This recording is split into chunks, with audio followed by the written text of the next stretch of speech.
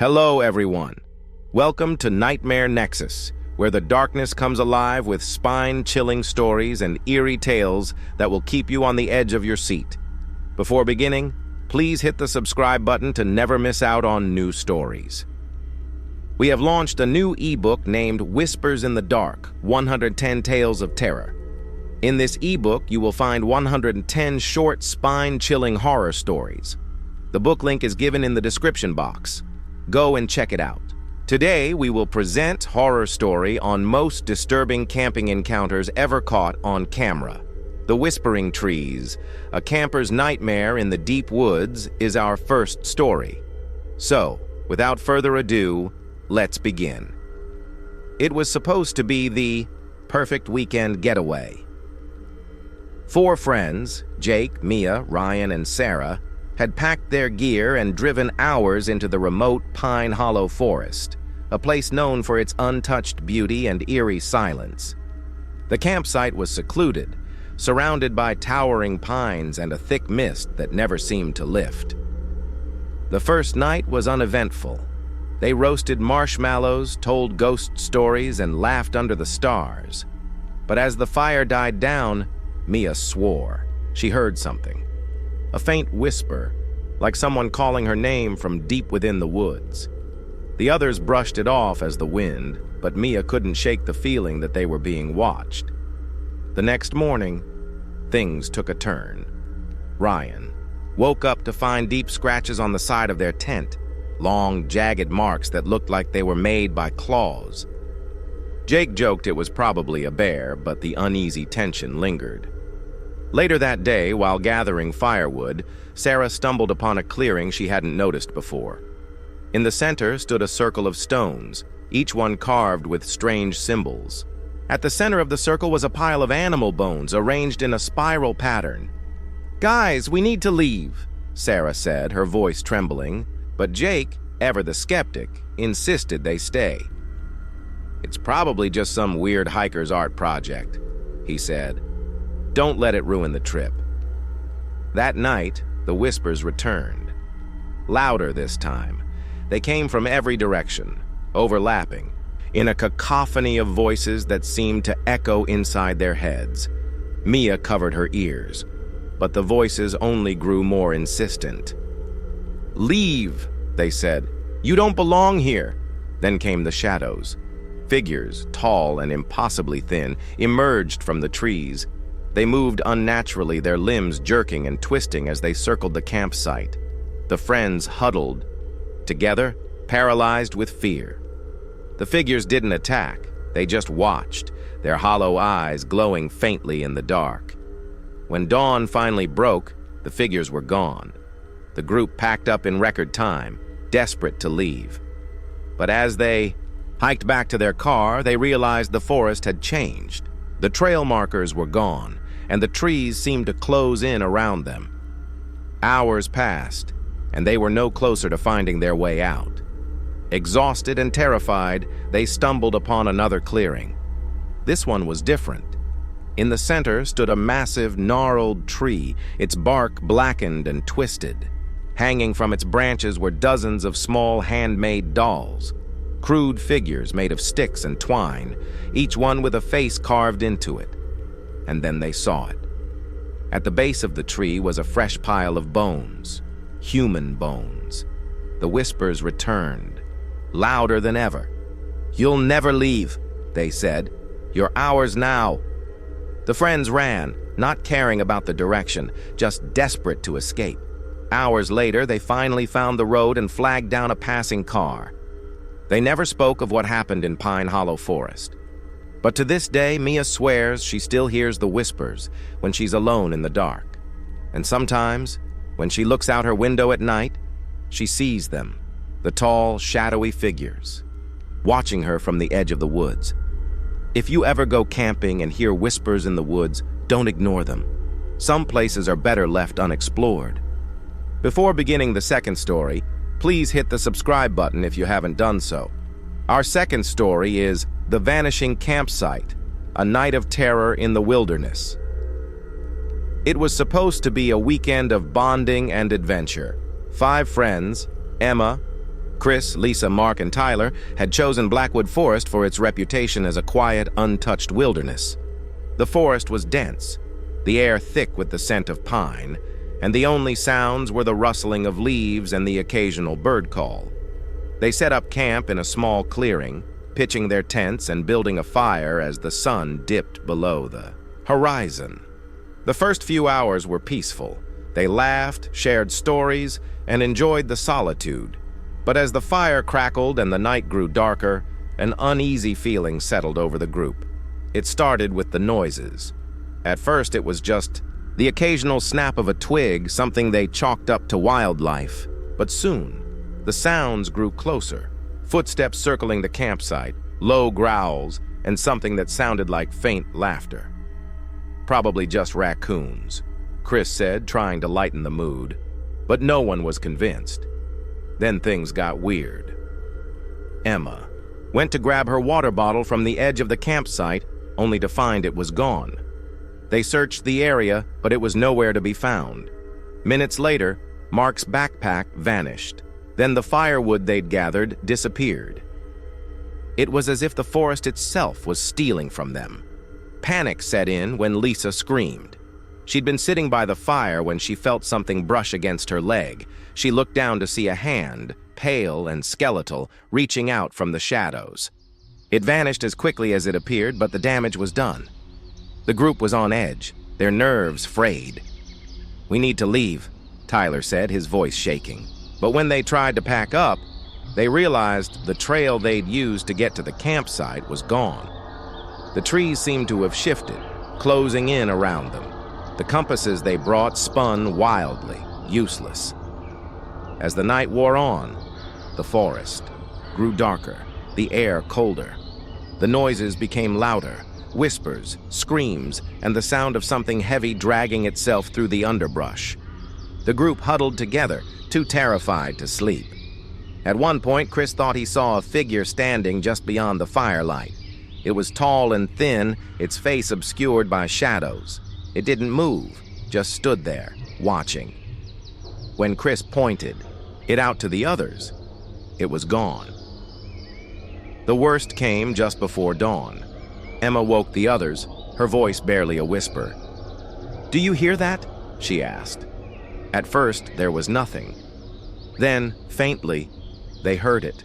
A child's voice singing a lullaby. It was soft and melodic, but there was something wrong about it. The voice seemed to come from every direction, echoing through the trees. "We need to go." "Now," Mark said. They grabbed what little gear they had left and ran, not caring about the direction, just desperate to escape. The forest seemed to fight them at every turn. Branches clawed at their faces, roots tripped them, and the whispers grew louder, more insistent. When the sun finally rose, they stumbled out of the forest, battered and exhausted. They collapsed on the side of the road, too shaken to speak. It wasn't until they were safe in their car that they noticed something strange. Emma's water bottle and Mark's backpack were sitting in the back seat, as if they'd been there the whole time. They never went back to Blackwood Forest. But sometimes, late at night, Emma swears she can still hear that lullaby, faint and haunting, drifting through the darkness. Some forests are better left unexplored. If you ever find yourself in a place where the trees seem to move and the shadows whisper, run. Don't look back. Before beginning the third story, please hit the subscribe button if you haven't done so. If you liked it so far, please share with your friends. Our third story is The Black Lake, a camper's descent into madness. The Black Lake was supposed to be a hidden gem, a secluded crystal-clear lake surrounded by dense forest, perfect for a weekend of camping and relaxation. 6 friends, Olivia, Ben, Rachel, Kyle, Hannah, and Alex, had heard about it from a friend of a friend and decided to check it out. The first day was idyllic. They swam in the lake, fished, and explored the surrounding woods. The water was so clear they could see the bottom, even in the deepest parts. But as the sun set, the atmosphere changed.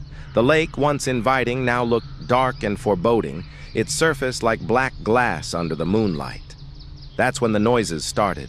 It began with splashing, like something large moving through the water. They shone their flashlights toward the lake, but there was nothing there. Then came the whispers, faint, indistinct voices that seemed to come from the water itself. "It's probably just the wind," Ben said, though he didn't sound convinced. The group tried to brush it off, but the unease lingered. As they sat around the campfire, Olivia noticed something strange. The reflection of the fire in the lake didn't match the flames. It was darker, almost red, and seemed to flicker in a way that defied logic. "Guys, look at the water," she said, her voice trembling. They all turned to see the reflection shift, the flames twisting into shapes that looked almost human. Then, as they watched, a face appeared in the water, pale and gaunt, with hollow eyes that seemed to stare right through them. The group screamed and backed away from the fire. The reflection returned to normal, but the damage was done. They were all on edge, their nerves frayed. That night, no one slept. The whispers grew louder and the splashing returned, closer this time. At one point, Rachel swore she saw a figure standing at the edge of the lake, just beyond the reach of their flashlights. It was tall and thin, its body twisted at unnatural angles. When she pointed it out to the others, it was gone. The worst came just before dawn. Alex woke the others, his face pale with fear. "Do you hear that?" he asked. At first there was nothing. Then faintly, they heard it. A low, guttural growl, like something rising from the depths of the lake. The water began to ripple, though there was no wind. "We need to leave." "Now," Olivia said. They packed up as quickly as they could, their hands shaking. But as they tried to leave, they realized the trail they'd used to get to the lake was gone. The trees seemed to have shifted, closing in around them. Panic set in as the growling grew louder, the water churning violently. They ran, not caring about the direction, just desperate to escape. The forest seemed to fight them at every turn. Branches clawed at their faces, roots tripped them, and the whispers grew louder, more insistent. When the sun finally rose, they stumbled out of the forest, battered and exhausted. They collapsed on the side of the road, too shaken to speak. It wasn't until they were safe in their car that they noticed something strange. Olivia's necklace, which she'd lost the day before, was sitting on the dashboard, dripping wet. They never went back to Black Lake, but sometimes, late at night, Olivia swears she can still hear the whispers, faint and haunting, drifting through the darkness. Some places are better left undisturbed. If you ever find yourself at a lake where the reflections don't match reality, run. Don't look back. Before beginning the fourth story, please hit the subscribe button if you haven't done so. If you liked it so far, please share with your friends. Our fourth story is The Silent Campsite, a night of unseen horrors. Whispering Pines was known for its tranquility. Nestled deep in the mountains, the campground was a favorite among hikers and nature lovers. For 5 friends, Jenna, Mike, Lauren, Derek, and Sam, it seemed like the perfect spot for a weekend getaway. The first day was everything they'd hoped for. They hiked through lush trails, set up camp near a babbling brook, and enjoyed the crisp mountain air. But as night fell, something felt off. It started with the silence. The forest, once alive with the sounds of birds and rustling leaves, went completely quiet. No crickets, no wind, not even the sound of the brook they'd set up camp next to. It was as if the world had been muted. "This is creepy," Lauren said, her voice unnaturally loud in the stillness. The group tried to laugh it off, but the unease was palpable. As they sat around the campfire, Jenna noticed something strange. The flames didn't crackle. They burned silently, their light flickering but producing no sound. "Do you guys hear that?" Mike asked, his voice barely above a whisper. "Hear what?" Derek replied. "There's nothing to hear." That's when they realized it wasn't just the forest that was silent. Their voices didn't echo. The crackle of the fire, the crunch of their footsteps, everything was swallowed by the oppressive quiet. As the night wore on, the silence grew heavier, almost suffocating. Then came the shadows. At first, they were just flickers at the edge of their vision, dark shapes moving between the trees. But soon the figures became more distinct. Tall and humanoid, they stood just beyond the firelight, their features obscured by the darkness. "What the hell is that?" Sam whispered, his voice trembling. The figures didn't move. They just stood there, watching. Panic set in when Jenna noticed something even more terrifying. The shadows didn't match the firelight. They stretched in the wrong direction, as if cast by a light source that didn't exist. "We need to leave," Lauren said, her voice breaking. But when they tried to pack up, they realized the trail they'd used to get to the campsite was gone. The trees seemed to have shifted, closing in around them. The compasses they brought spun wildly, useless. The silence was unbearable. It pressed down on them, making it hard to breathe. The figures grew closer, their presence almost tangible. The worst came just before dawn. Mike woke the others, his face pale with fear. "Do you see that?" he asked, pointing toward the edge of the campsite. At first there was nothing.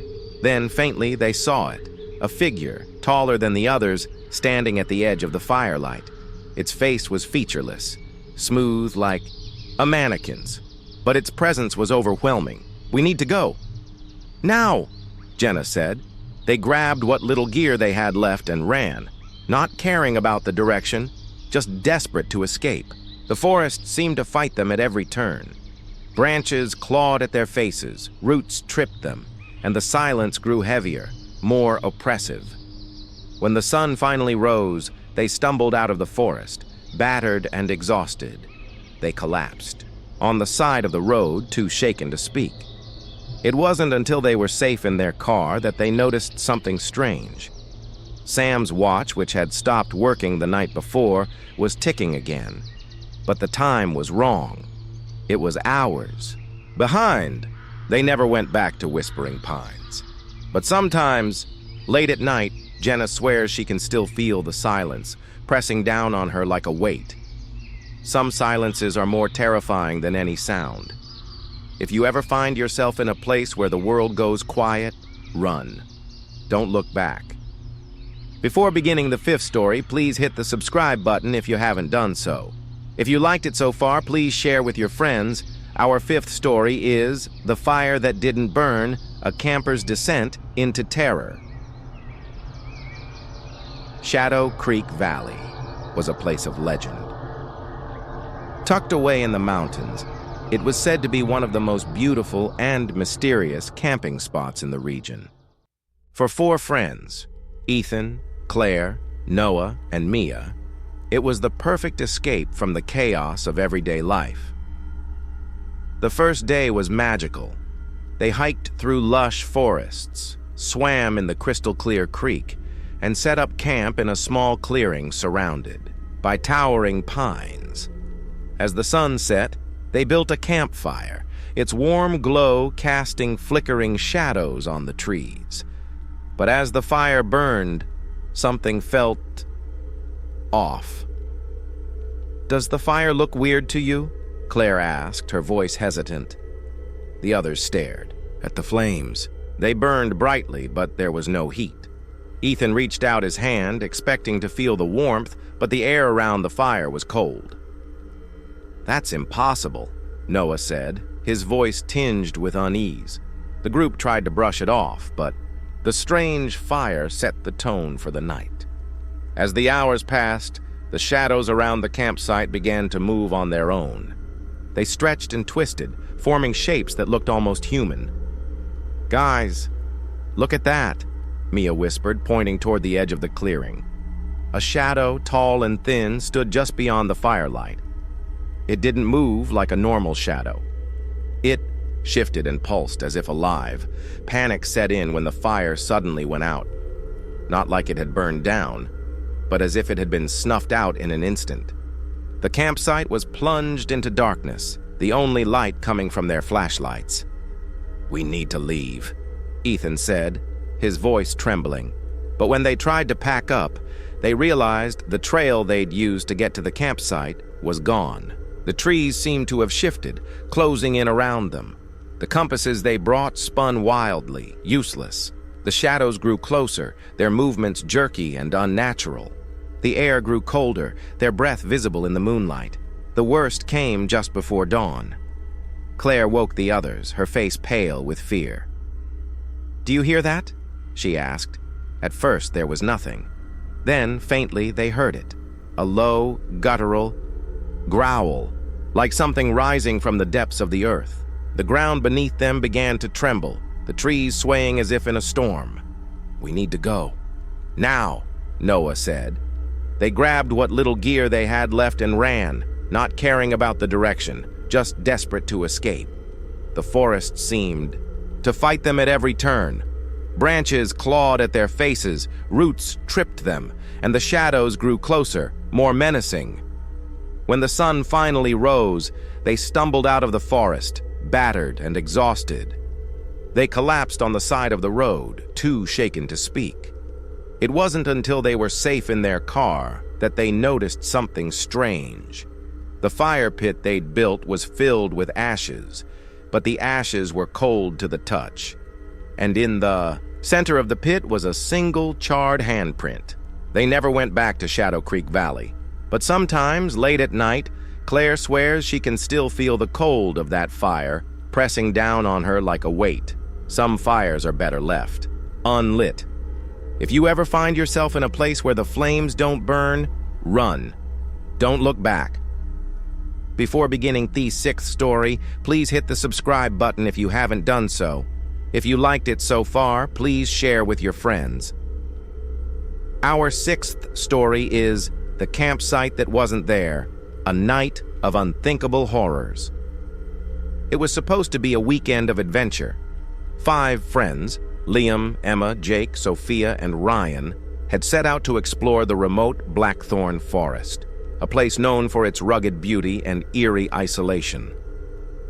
After hours of hiking, they stumbled upon a clearing with an old, abandoned campsite. The site was eerie but convenient. A rusted fire pit, a few broken tent poles, and a weathered picnic table suggested it hadn't been used in years. The group decided to set up camp there, thinking it would save them time. But as the sun set, the atmosphere changed. The first sign something was wrong came when Liam noticed strange symbols carved into the trees surrounding the campsite. They looked ancient, their lines jagged and deliberate. "Probably just some old graffiti," Jake said, though his voice lacked conviction. The group tried to ignore the symbols, but the unease lingered. As they sat around the fire, Emma noticed something strange. The flames cast shadows that didn't match their movements. The shadows seemed to have a life of their own, twisting and writhing like living things. "Do you guys see that?" Emma asked, her voice trembling. The others nodded, their faces pale. Then came the whispers. At first, they were faint, like the rustling of leaves. But soon they grew louder, more distinct. The voices were disjointed, speaking in a language none of them recognized. "We need to leave," Sophia said, her voice breaking. But when they tried to pack up, they realized the trail they'd used to get to the campsite was gone. The trees seemed to have shifted, closing in around them. The compasses they brought spun wildly, useless. The whispers grew louder, more insistent. The shadows grew closer, their movements jerky and unnatural. The worst came just before dawn. Ryan woke the others, his face pale with fear. "Do you see that?" he asked, pointing toward the edge of the clearing. At first, there was nothing. Then, faintly, they saw it. A figure, tall and gaunt, standing at the edge of the firelight. Its face was featureless, smooth like a mannequin's, but its presence was overwhelming. "We need to go." "Now," Liam said. They grabbed what little gear they had left and ran, not caring about the direction, just desperate to escape. The forest seemed to fight them at every turn. Branches clawed at their faces, roots tripped them, and the whispers grew louder, more insistent. When the sun finally rose, they stumbled out of the forest, battered and exhausted. They collapsed on the side of the road, too shaken to speak. It wasn't until they were safe in their car that they noticed something strange. The abandoned campsite they'd found wasn't on any map. In fact, when they asked locals about it, no one had ever heard of it. They never went back to Blackthorn Forest. But sometimes, late at night, Emma swears she can still hear the whispers, faint and haunting, drifting through the darkness. Some campsites are better left untouched. If you ever find yourself in a place that feels wrong, run. Don't look back. Thanks for joining us on this terrifying journey through some of the most disturbing camping encounters ever told. These stories remind us that the wilderness, while beautiful, can also hide unspeakable horrors. Whether it's whispers in the woods, shadows that move on their own, or campsites that shouldn't exist, one thing is clear: some places are better left unexplored. If you've ever had a creepy camping experience, let us know in the comments below. We'd love to hear your stories. Don't forget to like, share, and subscribe for more spine-chilling tales. And remember, next time you're out in the wild, keep your eyes open, your wits about you, and maybe stay close to the fire. Until next time, stay safe and stay out of the shadows.